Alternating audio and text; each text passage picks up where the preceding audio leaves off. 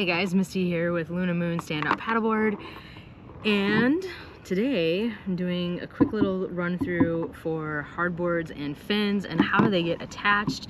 This one has 3 fins, 2 side trackers, and then your main fin, which comes together with a deck plate and a screw.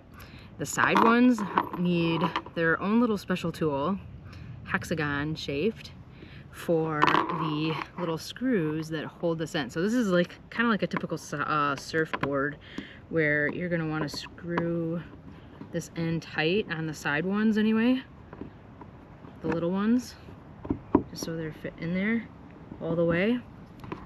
So they'll slide in, and you'll see then they go, this will go flush with the board, and you're going to want to use your little tool then to tighten it up.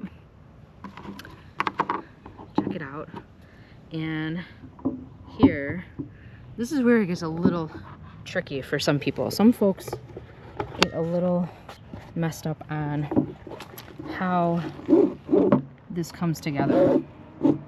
So even one of my inflatable boards that I use in the fleet and sell has a little tracker that goes inside the board. So the fin box has a little tracker slider thing, and you want to position that in the right place to get down in there. Then the next thing is taking this little deck screw, and what I always refer to is sort of like the game Operation, where you want to slide that in there as well. And now I like to use a little tool like this or a screwdriver just to slide this in and make sure it's in all the way.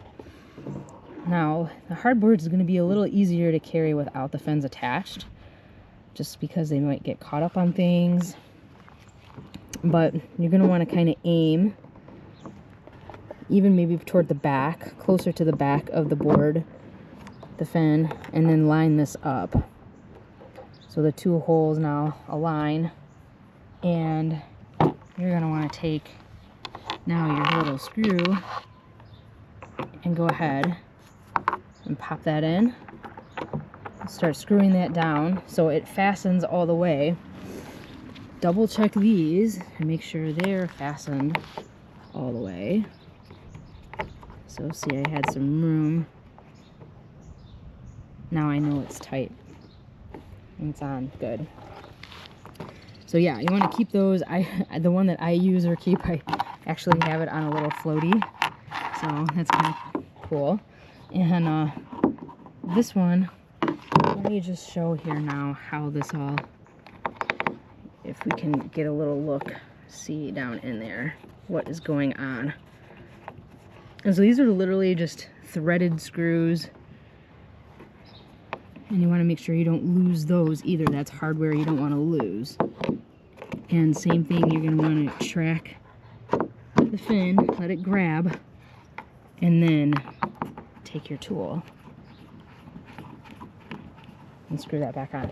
So again, if you were to take this out, you got to be really conscious of the tools, the screw and the deck plate. What I do on this, taking it out, I just go ahead and I screw. Oops, unless you do that. Now see, we're back to the game of Operation. I am also trying to hold my camera and do all of this.